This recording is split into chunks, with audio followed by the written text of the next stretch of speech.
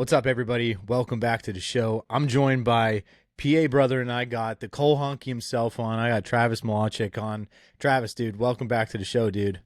Good to be back, man. Dude, it is. It's funny. You're an individual that throughout the whole year, man. I love that we could text each other, send messages over social media, all that stuff, and it's just a good time to chat, man. And we're getting down to that nitty gritty time of we're just we're honing in on things like the last minute preparedness to be ready for the season. So I'm anxious to talk to you because you said a message the other day and a post that really hit home to me, and I was like, I want to have that conversation, right? And that was where you're like, yeah, dude, let's do it. And that's where I feel in the same boat that you are. And it's kind of like that message that I think for past episodes, the last couple, depending on the guest and the topic, it's been brought up multiple times. And that's just kind of just hunting your hunt, number one, but then number two, just following your gut. And number three, just like just letting it happen. And, Yeah. and doing all that stuff. And I was reading some of the comments on that post, and basically, in a nutshell, we could get into that here in a minute, but like, it's just a matter of you always feel like you don't do enough, and in reality, I know for dang sure you yourself have done enough just from watching from the outside and just keeping tabs on you throughout the year. But you always have that self doubt, so that's what we'll kind of discuss today. But other than that, man. What's new with you in your life, dude? What's cracking? Uh, Honestly, just been really training for a strongman, so that's been big focal point of my whole year, and it's just a different challenge, different mentality going into it, and yeah, it's. I want to say maybe that's taken off a little bit of my scouting time, but like I told you, I said I'm not really worried about it. I'm confident in the work I've put in the years past, and I just kind of got to let it play out. So, I mean, that's pretty much the only real new thing that's going on with me. When is that event for you? September 7th, so right before the season. Nice. So it's fast approaching from when we are recording this. So you're Yeah, honing yep, in. You got to you're going to be peaking here soon. yep. I've actually just had I would say, my hardest training session was sessions were this past week. I'll taper down this week, and then next week is just complete relax. Do a lot of stretching, warm ups, and just go through the motions of the events. Just lightweight, just to keep the muscle memory there, and then it's go time then. Yeah. Yeah. Well, like you were saying, this isn't new to you. I know you've competed in this field of strongman stuff in years past, dude. How does that like you said, like the mentality of things, how does that kind of translate into whitetail season? Just because I'm big into that whole mind game of trying to better yourself, and I just think that's a part of the reason why I'm so fascinated with it is just because I think of the way I like. We grew up in that same blue collar Hmm. family, Northeast Pennsylvania, that sort of things. And, I look at today's unfortunately how things are ran in this world, and being a teacher, I see those kids, and then I see the other side of kids where I'm just like, Uh-huh. whew, boy, I'm a little bit worried about you when you don't have that spoon anymore. Yep. um you know what I mean? So how does that kind of translate for you in the whitetail woods, that mentality side? Uh, Discipline, Yeah. determination. You got to have that. You have to have that, and it's just a mentality of it's going to suck, but it's going to pay off in the end. So you just got to Hmm. put the work in now to reap the rewards later. Just like anything else, you just got to have that drive and be disciplined. I mean, you got to go to the gym and days you don't want to, those are the days that matter. You may not have a good day that day, but you still made it in there. You still won that little mental victory. So, and it's the Hmm. same thing with hunting. You wake up those mornings where the wind's howling and it's a little bit drizzly and you really don't want to go out there. But you know what? You say to yourself, I have to go out there. I put the time in, I put the effort in of finding these spots and be able to hunt them. The weather's not ideal, but you know what? The days that you don't want to go out there and you do, that's when that stuff happens. So it's that's the way the mentality of it kind of like wraps around into it. Yeah, I'm with you, man. It's like we just have, like you got to kill us to be us. You know what I'm saying? Like, You're not like wrong. you You're not said, man. wrong. You said, yeah, like you said it perfectly. When it's it's going to suck, and it's for some reason I feel like that mind frame, we enjoy that stuff. You know what I mean? You Like do. I don't know. You It's do. just You yeah. at the in the moment you don't necessarily enjoy it. Like this sucks. It's cold. It's windy. What am I doing out here? You question yourself so many ways and so many times. And then when it does come together, or even if it doesn't come together, let's say you don't kill something, you just have a great experience out there. You get Hmm. close to one, or you see deer, or whatever. You look back on that and go, man, that was awesome. That was actually pretty cool. Hmm. I'm glad I stuck that out, and it makes that experience, that story, so much more important to you. Because when all said and done, you know, at the end of the day, at the end of your hunting career, and all you have is looking back on those memories. Those are the ones that stick out. Like I said, those are the ones that are Yeah. important. Yeah. How was it to follow and see your niece's success this past spring and summer, man? She friggin' absolutely wrecked it. She definitely stepped up to another level. I think it was not long ago. I think it was last year. She was doing well, and she was just on like the cusp of breaking through into like the top fives constantly. She was just right underneath the top tier, and she really had no type of real professional coaching, so to speak. My brother and his friend John and a few others kind of helped coached her along the way.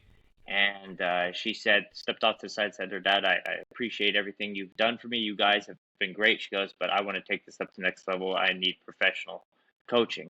And he stepped up and he went and sought help. And they said, we really don't have much shooting form wise and stuff to really teach her. She's amazing, but we'd like to get her to know her equipment intimately, inside and out. And that's only going to bolster her confidence that she knows the equipment she's using and that Mhm. she can make those adjustments herself on the fly. So, and obviously that's, you saw the results. I mean, she's just boom, boom, boom, boom, Yeah. boom. She keeps going, going, going. And even when she gets flustered or mad, like, you know, she can be a little bit catty with the other girls sometimes, I guess. But when she gets mad, she actually gets better. And I told my brother, I said, we got to keep a lid on that because that's a rare quality where somebody can get angry or mad or frustrated and get better. It makes them concentrate more. That's a rare quality. So I said, dude, we gotta Yeah, we dude. gotta keep on her with that. Yeah, she was definitely from afar, from an outside. She was phenomenal, like you said, dude. Just to watch, and it was really cool, just because it was my first time really diving into that competitive, world of attending a couple here and there, and anybody I had a chance to meet and have a conversation with, I told them, I was like, you got to watch out for this little young stud, man. She is going to be doing some great things in the archery community and archery world. I said it, and just said everything she does. I'm like, she's on the platform, and like you said, you could see that killer instinct, and I liked when I had a chance to meet her and meet your brother at that first shoot, and Hmm. just see the mentality side again, kind of going back to that mental side of things, of just the steps she was taking, and having your brother check in on her with that. And dude, like you said, she killed a great buck even last year. You know what I Hmm. mean? So it's like Yeah, she's already getting her feet wet too in the whitetail woods. So dude, it's just so cool to see that. yeah. I give her a little bit of an ego check every once in a while when it comes to hunting, because she'll say, "Oh, I shot two bucks already, and this, that, and the other," and then she'll be like, "I shoot better than you on the 3D course." I'm like, "Okay, time to really in." I said, "Go find me, deer. Go find me, Yeah. deer." I said, "You've been taken by the hand. Here's the tree. Here's where the deer come." I said, "You go find me, deer, and kill one. Then I'll start giving you props." And she just looks at it and goes, "Fair point taken." Yeah. So, Yeah. I got to keep her humble sometimes, I guess. But she humbles me every time we line up and shoot, and she'll go, "You're slapping the trigger. You're punching the trigger." I'm all right, fine, fine. I'm doing all that. She'll correct me. So, but you know, Yeah. family's family. Yeah. Yep. I just the one thing, obviously, everything that she's done this past summer was amazing to see and see her compete. But when you told me where she placed at IBO, she took it, right? She took second at IBO. She She took took second place. she Yeah. took second, and it was her first time ever judging and doing all that stuff, and she Hmm. came in second place, and man, it just Well, she kudos to took. her, man, because Yeah, that's yeah, she took first at the qualifier, and then she took second at Worlds. So yeah, so yeah, she was that just was her first time competing in IBO. She was a new shooter, and she went out and practiced it once on the course and said, "I feel confident," and then she went and she did what she said she was going to do. So yeah, yeah, yeah. Not many people could do that, man. no, no, and she's cold, ice cold with it. I love it. Yeah, dude. So let's get into that aspect of things. So Sure. I guess paint the picture, man, for everybody that maybe not has the social media aspect or not following along. Basically in a nutshell, I'll tee it up this part for you, and you could then go back to that. But we you had some postseason scouting sessions in. Shed season was great to you. Picked up a good amount of sheds. You got your time in there, and kind of fine tune things, I guess you could kind of say. And then it took a step back, like you mentioned. So I guess tee that up to what, how you were feeling now and why you feel confident and like why you had those doubts and all that stuff. Because, man, it's important for us all to understand that just because I'm in that same boat and I'll be able to elaborate more on it, but I want you to tell it just because, man, you're another individual that in past has put a lot of time in on Saturdays, on Sundays, whether it be, and it's okay that you haven't, right? Like you knew those areas. So I want you to get into all that fun stuff. Okay, well, I said starting out this year, I had a great shed season, like you said. Just reiterating that, and I went into all my hunting areas and just a few observations I made while I was hunting, noticing where deer were traveling and whatnot. I just kind of like further poked and prodded around in those areas, just a little bit beyond, where I was seeing travel and whatnot. See if I could put a little few more uh, pieces to the puzzle together. And what I did find was like one of my big areas, Scrape City and such. Uh, I connected the dots between an area that I was kind of interested in and then Scrape City, that whole area. It's just basically a further extension of that piece. And that tied that in together. And then a couple other places, I put it together, put the pieces together. Okay, I marked them. And then after that, I was just like, okay, I'm good. Like I really felt confident. Um, and I had a place that I showed you pictures from this yesterday. I went up there as well and just re just redid some scouting that I did the previous year. Just kind of like followed up on it, and everything was just as I suspected. Same type of sign and everything. And just a little bit scouted out a little bit further from that and found the same consistency. And it was just like, well, really, there's nothing left for me to go about. There are other areas out there I can go and scout, but I didn't want to get to that point of where I was like conflicted on where to go. Too many places to go. I wanted to really settle in and focus on and fine fine tune and focus in on areas and put time into those areas to up my chances instead of like, well, maybe I could go here, maybe I'll go there, and then be so indecisive and then really maybe fumble the ball there. But yeah, I think where I was getting at with that post is we overthink things, overanalyze things, and you overcomplicate it for yourself. Keep it simple. The acronym KISS. Keep it simple, stupid. And by doing that, I think backing out, giving those deer as much room as possible instead of constantly barging in there, educating deer, checking cameras, and scouting more and more and more and more. Yeah, yeah, you might not be scouting your hunting area, but you're still in the same general vicinity, educating the same deer. Um, yeah, just kind of back off and let it happen. Have fun with it. I think we all get to the point where it can be too much, and we're almost taking the fun out of it. Sometimes that unknown makes it that much more enjoyable. I couldn't agree more with everything that you said, Trav, because that was the key kind of even the early summer, right? And I know Hmm.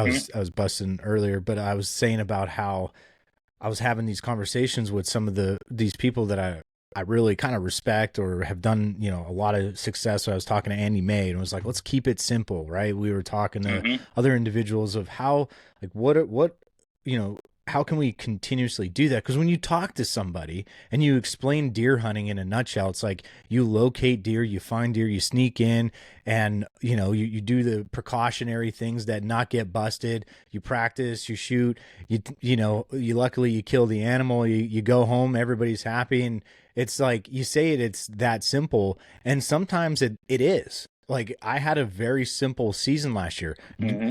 Did I ever have a season like that ever in my life since I was hunting since I was 12? No. God, no. Right? Do I know this year it will be like that? No. And to be honest with you, I hope it's not. Because, like, when I look back on it, it's like, holy shit, what we were just saying earlier. Like, I like when things suck a little bit. Not to the Hmm. point where it's like, I'm not seeing deer, but I want to work. Like, I was very fortunate. I love the way the season went because it allowed me more experiences, especially with the family situation I had at that point in time. Yep. But it's like, you know what I mean? But like right now, man, it,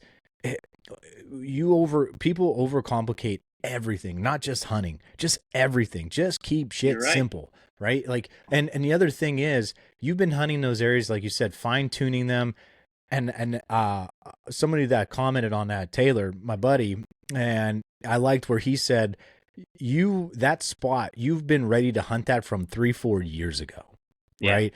Like the only time where you could go in there where you look like gibberish is going all through your brain and everything like that is when you just step foot on a brand new piece. That's Hmm. that's when things get a little bit dicey. But if you know for a fact you are going to a spot that you've been in, have had history in, things might change a little bit. But man, for someone that's been in there and doing as much time and experiences, that's the other key thing, experiences, you'll figure it out. Yeah. You could do some, you know what I mean? You're gonna observe situations and see what's in front of you. And I just think I found that very, telling in that post, just with the whole of just feeling how that does feel, because I felt that way. It's like, holy crap, like the new baby. I'm trying to shoot my bow a lot because I want to go to whatever shoot I was participating in and not make an ass out of myself and just shoot like an idiot and Yeah. score bad or Yeah. whatever. You know what I mean? So it's like Hmm. I was instead of maybe going scouting. And the other piece was, man, so when you think about it, it's like, oh, get up at 5 o'clock. Well, that's the time when I was needed most to be at home, right? And then it's like, Yeah. oh, go in the evening.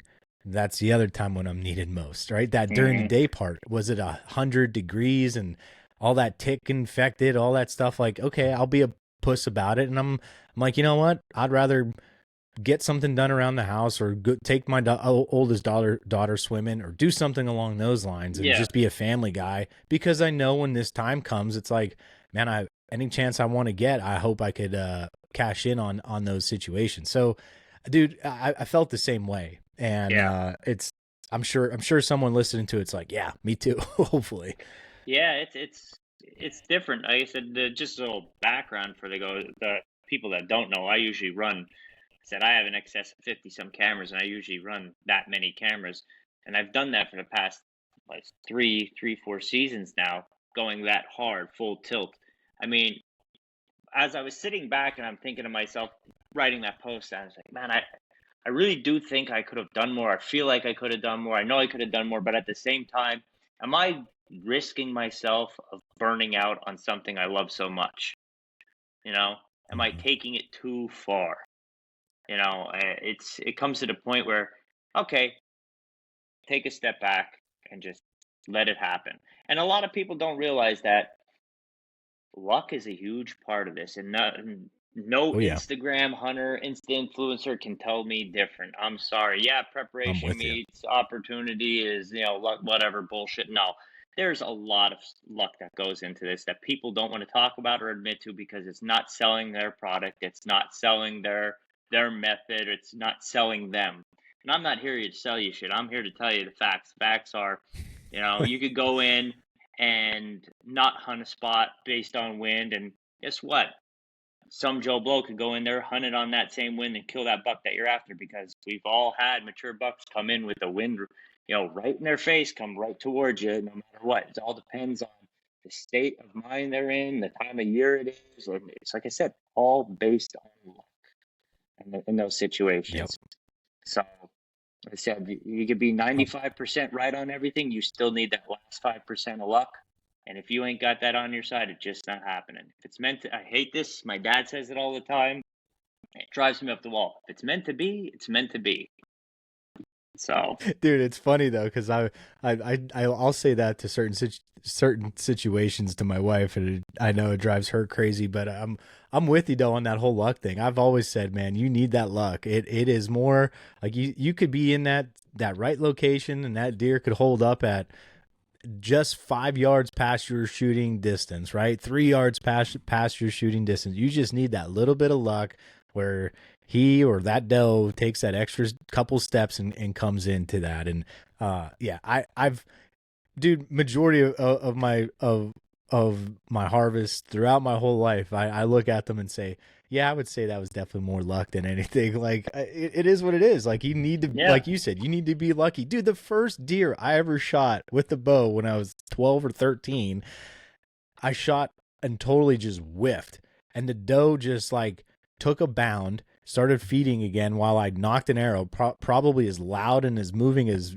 you can probably think I was at that age, shaking like a leaf, drew back and had a chance to shoot the deer, and I ended up killing her. But like that is all luck. How many times have we shot at and missed a deer since then, and the deer just bounds away and says see you later? Like just some luck was in the air that night where I was like, oh, that was something, probably just because I was only pulling the legal amount at the time. But holy hell, man, like I'm with you, man. You do need a little bit more luck than anything. Yeah, you do. And like I said, people just don't want to talk about that nowadays because that's not cool to talk about. They don't want to say they got lucky. They want to say it was this product or that product, or they heard it on this podcast, or they talked to this person with it. No, again, it goes back to overcomplicating it. And I don't know why people overcomplicate things. Maybe because, like I said, social media is putting pressure on people to seem smarter than they really are, saying dumb shit like neoepinephrine coming off of trees to make buck rubs them and shit.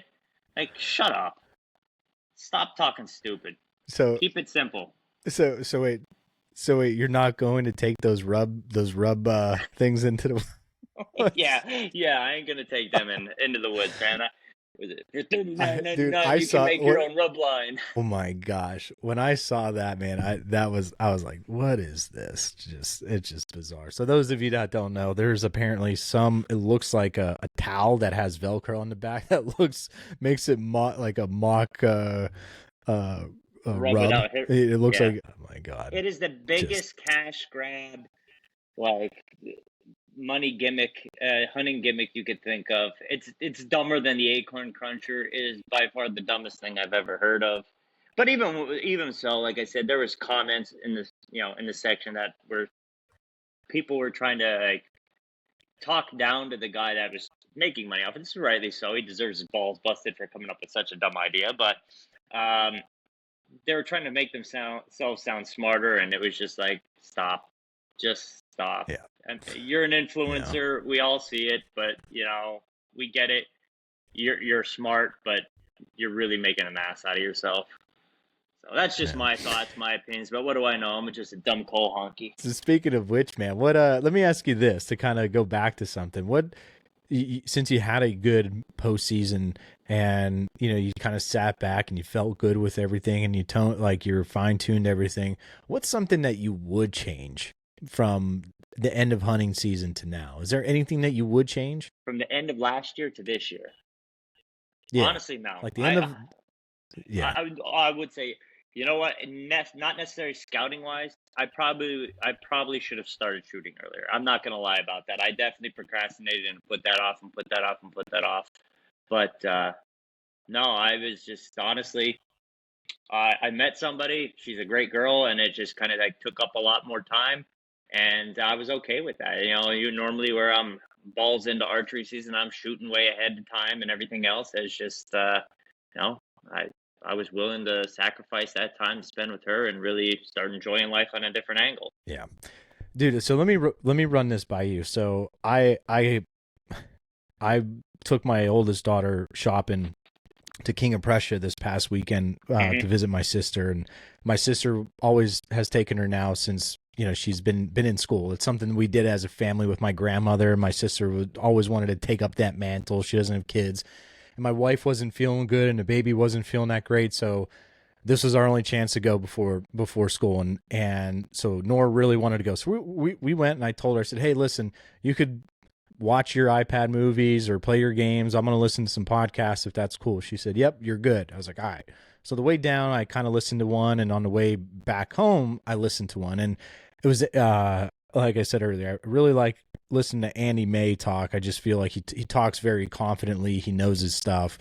And he was with Mark Kenyon on the Wired to Hunt podcast, and I haven't really tuned into Mark to the Wired to Hunt podcast in quite some time. There's certain guests that he'll have on that I will tune in on just because I like that individual or something. And so he was talking to him, but man, Mark went on a really good rant before. So he had on like all those guys, and it was the mindset of these hunters. And yeah, it's going to sound like I contradict myself, being that it's like, oh my gosh, he wanted to get in the minds of these successful whitetail hunters that he condones and that he thinks are these guys. And some of them, they're just not my cup of tea, so I didn't really tune into them, right? Like it is what it is. But it was fascinating to hear Mark. Obviously, Mark's a family guy. He has a couple kids. He has his marriage, and he's doing things for Meat Eater. But I felt like he took like everything off the table, and you could tell he spoke from the heart. He had a different tone about him, and he was just like, you know what, man, like in a nutshell, basically he was saying how, when we are dying, no one's going to give a shit about if our wall has 150s, 160s, 170s, 200s, all this stuff. And if that meant, like, if I was sitting there and thinking, man, I wish I would have gone to see my daughter's, when she was 10, her last big Halloween thing. You know what I mean? Like, just like he brought that aspect up. And it was funny because my daughter she heard the word dad, and she must have paused what she was doing, and she was listening to what Mark was saying. And I don't know how she worded it to me, but she was like, hey daddy, I love you, and thank you for not missing certain things. And I told her, I was like, straight up, I was like, honey, I was like, listen, for how much hunting means to me. I was like, but you always know that you're number one. Yeah. You know what I mean? And I told her, I was like, listen, if there was a situation, and I used that example, I was like, I haven't missed like a Halloween trick or treating. I said to her, I was like, but when mom takes you up to our local high school to just go around the thing, like you even say, go hunting, dad, or do that. Like those ones are okay in a sense to her. But the big ones, like, I won't miss that. And I don't know, I've always heard those bad stories, and from just random hunters. I'm not talking, it's not particular one, of just like how shitty of parents they were, just because they've always blown those events and always put a deer first. And it's like, it's a deer. Like, I love it more than anything outside of the family side of things, but it's like, it's a deer. You know what I mean? I don't know, man. It was just fascinating to hear. I don't know where I was really going with that, but it was just it was interesting to hear, just because I know how sometimes I know how you feel about what, like, that influence out there. And I know I have the podcast, but it's like, man, I'm just an everyday dude. I work a full-time job. I love this as much as you do. But it's just like, some people just take it a little too far, in my opinion. I mean, and different strokes, different folks. I was that guy for years and years and years, because I was a fucking loser. All I did was just hunt. I didn't have a girlfriend. I didn't have kids or anything else like that. I wasn't a family guy. So that was my thing. That was my release. It still is. Like I said, I haven't lost the knack for it or anything. But like I said, I think this year made me step back and realize, okay, maybe I'm pushing it a little bit beyond the point of where I don't want to burn myself out on something that I've come to love so much, and it is a very big part of me, Hmm. and it's never not going to be, because I work hard all year round at my job, and I save up all my vacation time. It's what I do to rest and relax and heal myself from slaving away at a job. It's my getaway. So you know Right. I need that. It's just the way it is. Yeah. And I've explained that to her, and she understands it. And but stepping back and letting things play out after years and years of hard work, it's going to be interesting to see. I'm excited. I'm more excited this year than I have been in the last 3 years, where I put all that work in.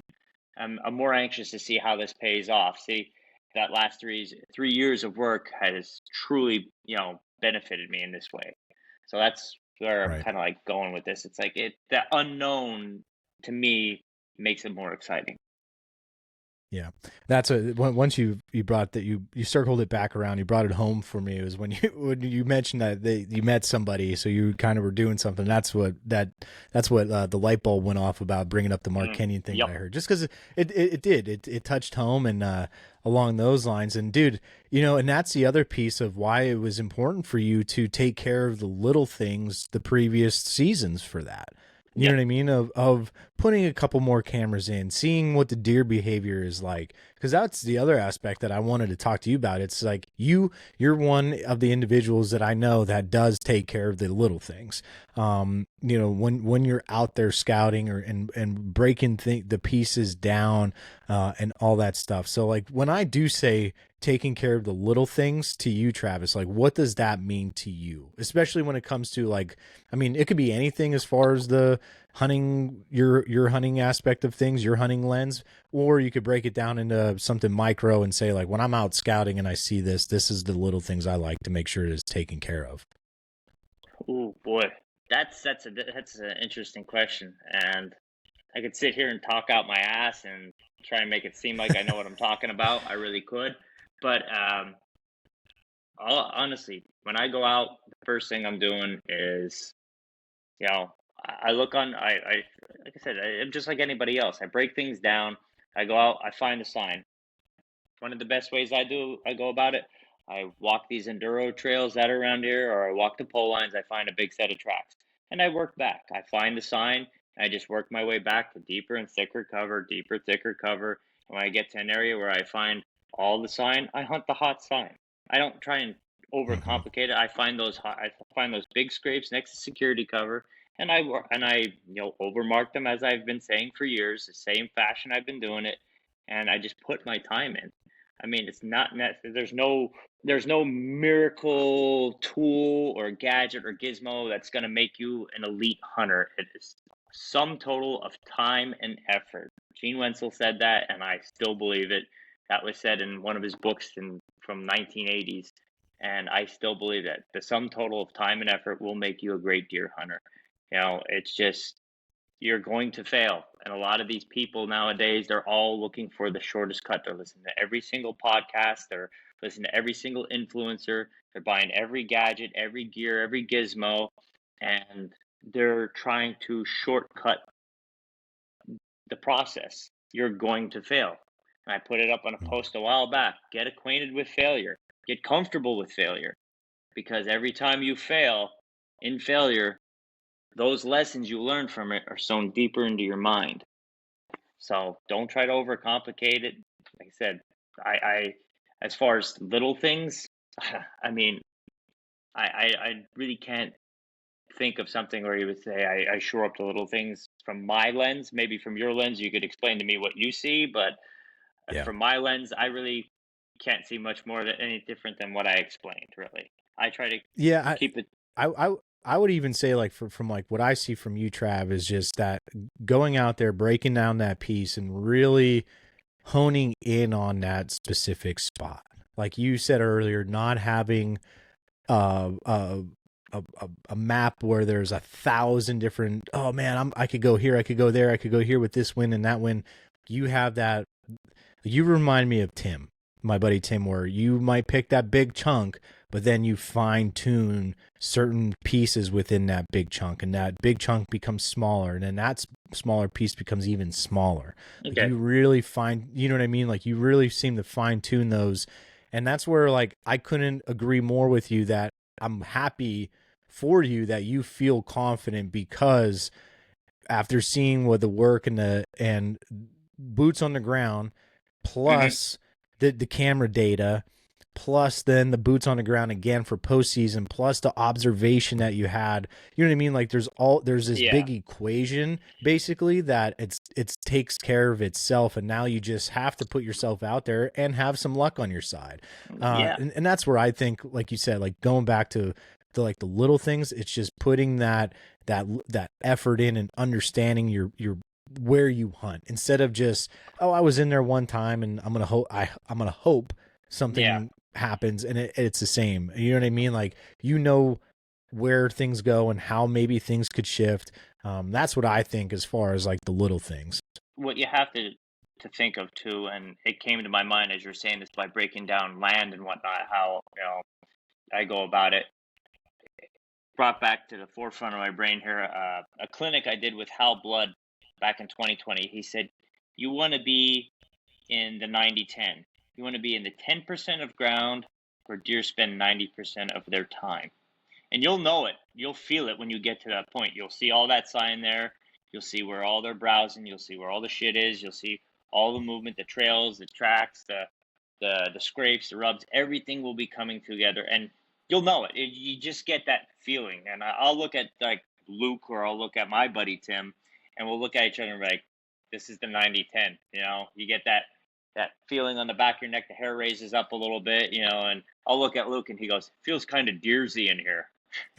It does. It does. You get that. You get Yeah. them vibes, and it's good to have guys like that. Because one thing I do a lot, I'll find these spots, and then I'll bring those two out, and I'll say, "Am I bullshit or am I genius? Tell me now, and tell me why." And I like to bring those guys around because they'll tell me if I'm missing something or Mhm. I'm right, but do I know why I'm right, or am I just going on feeling? And that's usually where Right. Tim steps in. Tim's the forester. You've had him on recently, Yep. and he'll say, "Okay, you're right about this spot because X, Y, and Z. Did you realize X, Y, and Z?" And maybe I'll have missed one of those points, or there's something he could point out that, okay, this is a really good spot, but maybe just over here is a little bit better because of X, Y, and Z.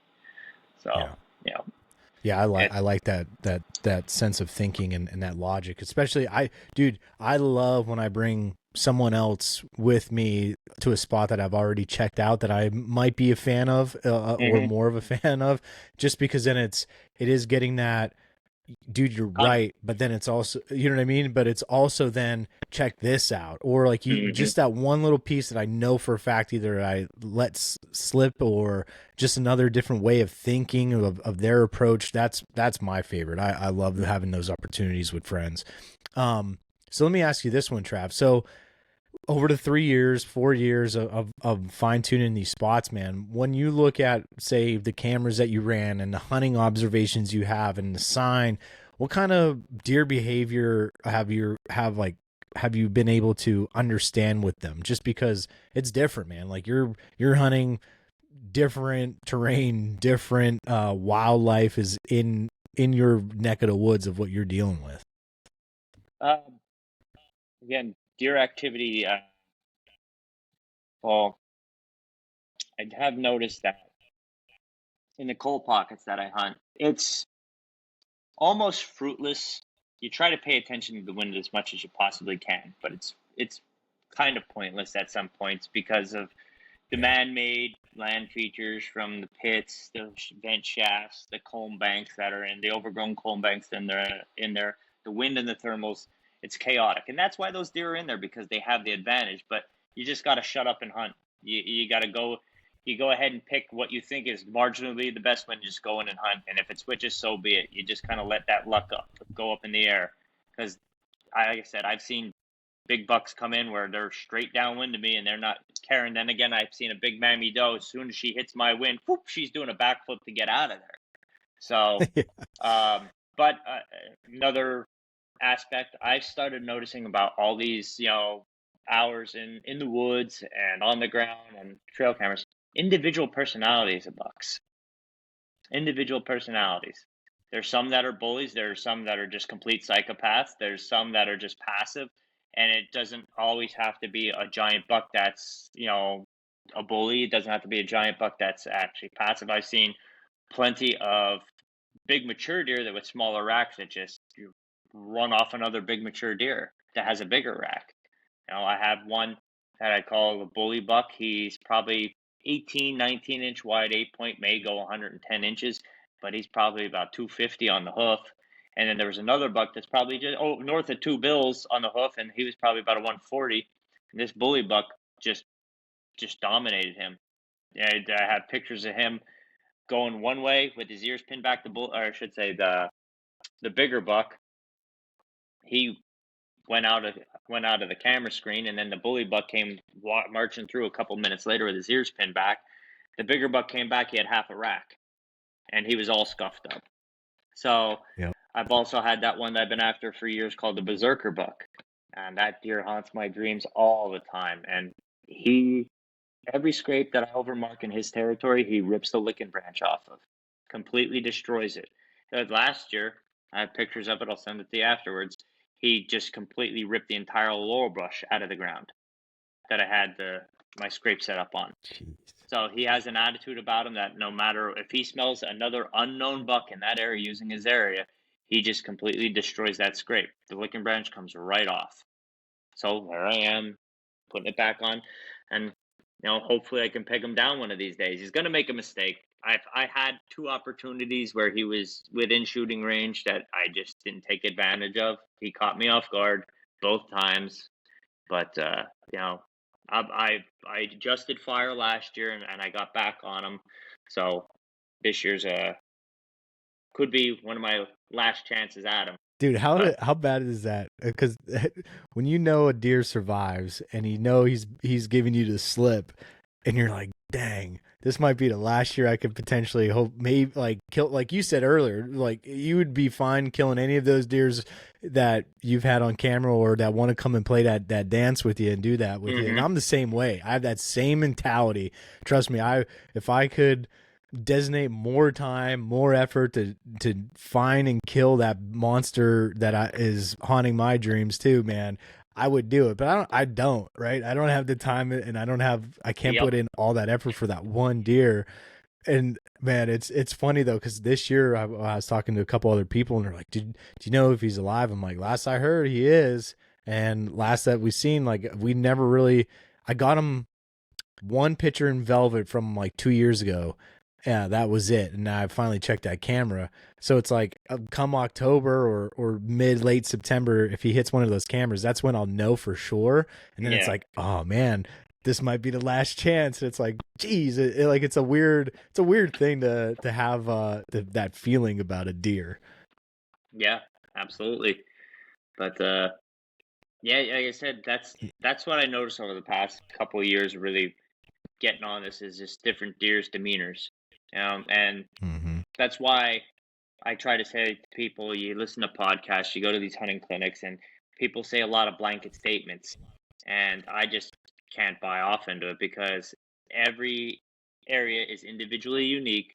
Every herd is individually unique. The deer, the way they operate around the area is unique, and every deer is individually different. So you cannot make blanket statements out there. Generally, like I said, there are no absolutes in hunting. I've been preaching that for a long time. There are no absolutes. So anybody tries to sell you something that this is going to work because I shot this one out in the Midwest on a highly manicured, private property, this will work for you. Bullshit. So you're not going to go down to that hub scrape. you want to do the hub scrapes. Yeah. I mean, I said they are important. There's small nuances to everything where, okay, you can take bits and pieces, but just the blanket statements is that this deer's gonna be here at this time now. It doesn't work like that. Hunt your hunt, be your own hunter.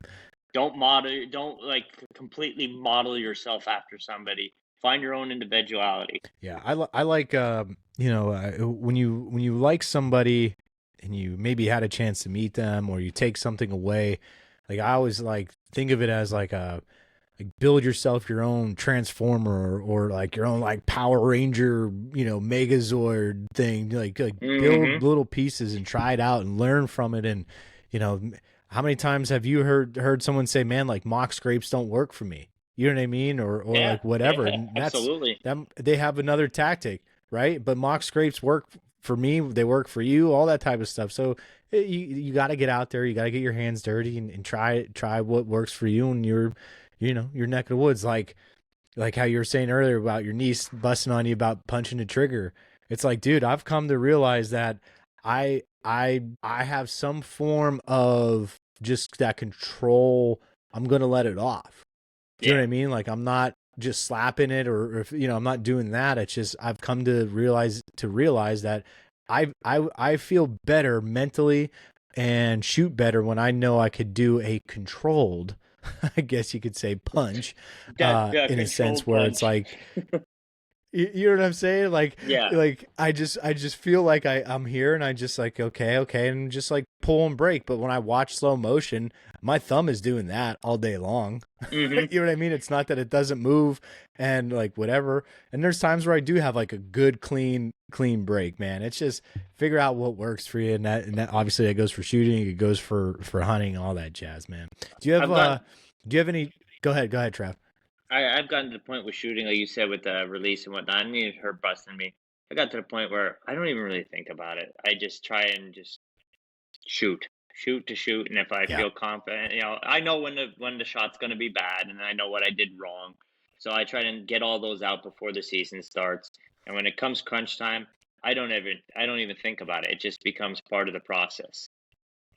Yep. Just no Yeah. thought. I'm Yeah. It's whatever works, right? I mean, that's Yep. the key. As long as it's working, and if it works, don't break it, don't fix it.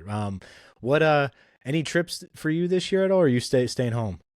Uh, Definitely going to Maine. I missed out on Maine last year, and Okay. I decided at the last minute not to do it because I was having such awesome like action in Pennsylvania.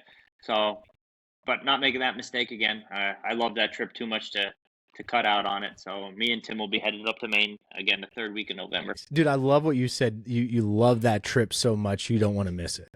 Yeah. Like that right there, like remember that one. Do you know what I'm saying? Hmm. Like anybody listening, that's huge just because that's an experience that you love, that you want to partake in, whether you kill a deer or not. That's an experience with a friend, with the environment that is surrounding you that you don't get a chance to be around very often.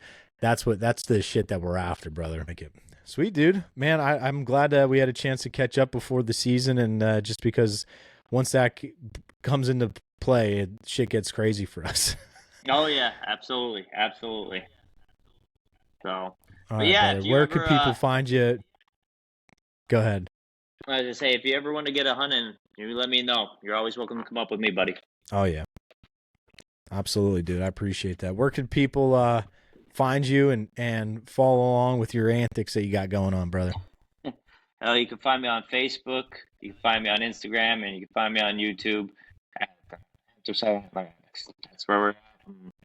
It's just a little bit of documentation and of our misadventures in hunting, me and a couple of guys, and some of the things that we post may get a laugh out Oh yeah. They always get a laugh. of Dude, what's funny is that's what they are. They're for a laugh, but man, I'm sure somebody gets a little hurt. booty bothered. A little bit of booty bother going on, but you know what? Like you got to have a sense of humor in all this. Can't take things too seriously. Yeah. No, man. Well said, dude. I appreciate you coming on. Thanks again for everybody for tuning in. Go check out Trav and his buddies. Luke's a good kid, man. Trav's taking him under his wing, and he's a funny one. Not only that, but he's turning into a good hunter. So check them out over at Anthracite Antler Addicts. See you next week, everybody. Antler up.